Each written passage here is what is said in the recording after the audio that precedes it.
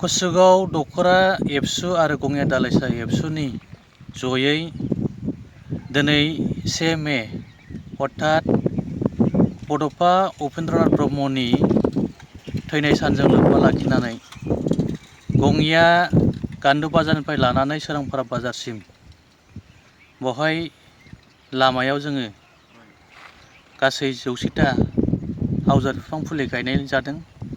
बे बिफां फुलिखौ गायजेनगिरि महरै जोंहा कसुगाव सानफारेन्सनि आइसि रेन्जार बिस्वजित बसुमतारी बिथाङा गायना होफैदोंमोन।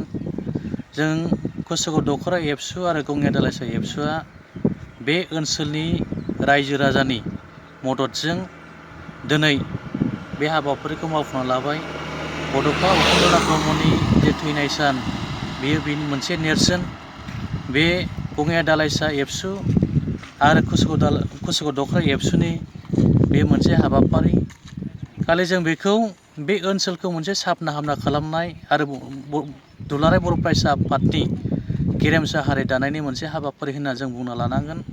बियो बे ओनसोलनि गङिया ओनसोलनि रायजो राजानि मोनसे सम्पति प्रपार्टि।